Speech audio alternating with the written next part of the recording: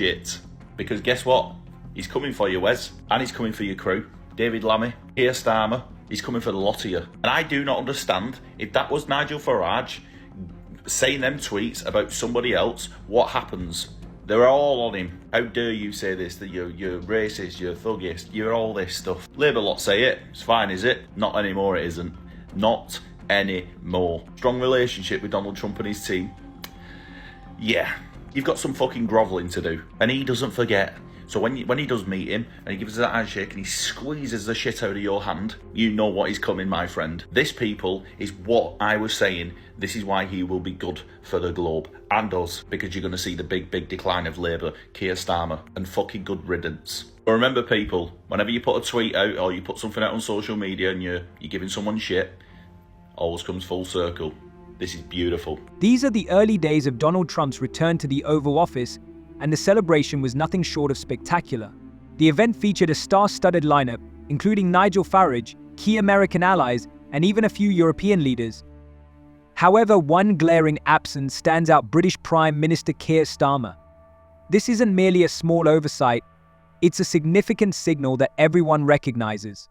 Trump has never concealed his disdain for Starmer and his policies. Over the years, Starmer has also been vocal, openly criticizing Trump's controversial remarks and global decisions. The two have been at odds for quite some time, and now Trump's guest list sends a powerful message: no invitation, no gestures of goodwill, nothing. Why does this matter so much? It's not just about hurting feelings.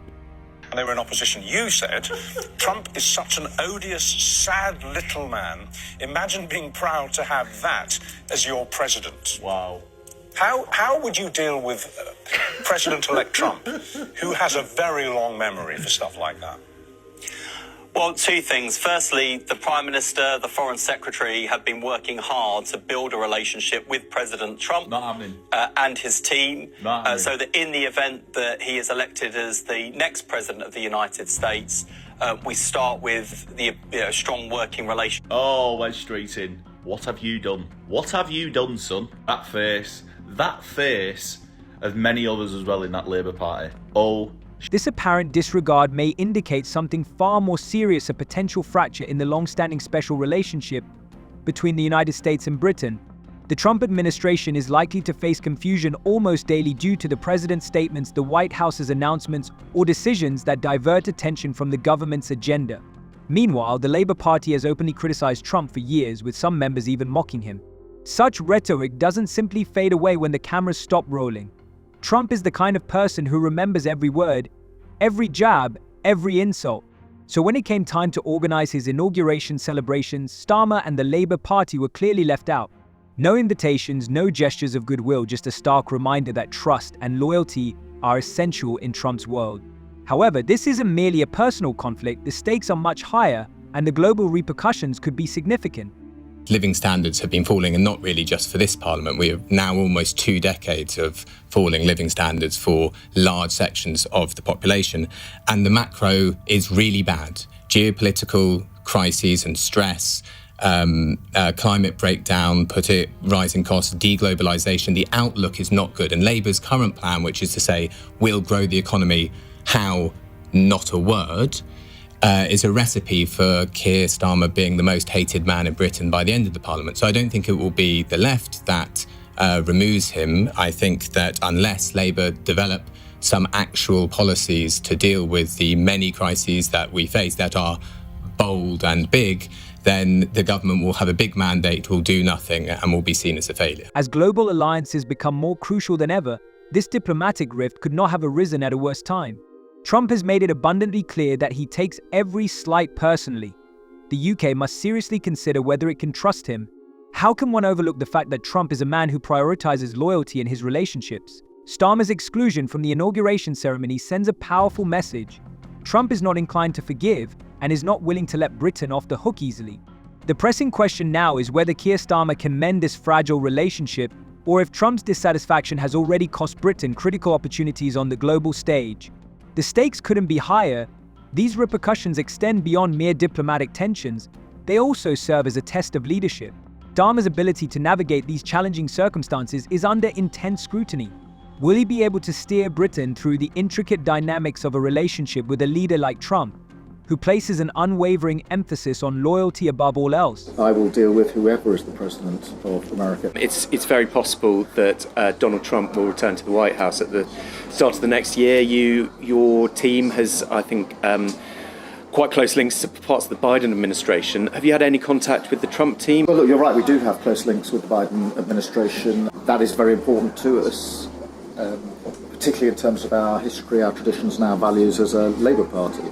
But ultimately, later this year, it falls to the American people to decide who they want as their president, and I will deal with whoever is the president of America. The special relationship, the long-standing relationship that we've had, not least on nuclear deterrence, is far stronger than the identity of the next president of the US.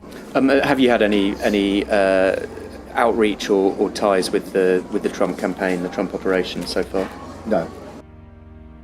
The UK has long taken pride in its strong relationship with the United States, which has served as the foundation for trade agreements, military alliances, and the development of joint global strategies. However, Trump is not someone who easily forgets past grievances. His dismissive attitude towards Keir Starmer raises a troubling question: is the UK at risk of losing its seat at the negotiating table?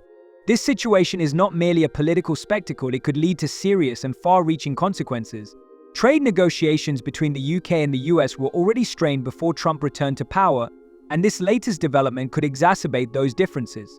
The Labour Party's stance, particularly its intention to halt new oil and gas projects in the North Sea, sharply contrasts with Trump's agenda for energy expansion. Given his focus on America's energy dominance, this ideological clash could pose a significant barrier in any future negotiations. So it's Trump's inauguration tomorrow, first day in office, and the UK PM is the only leader in the leading world economy that's not been invited. How embarrassing for the UK. Now, I'm actually happy Trump's done this because it's a bold statement against the UK government and Labour and Keir Starmer especially.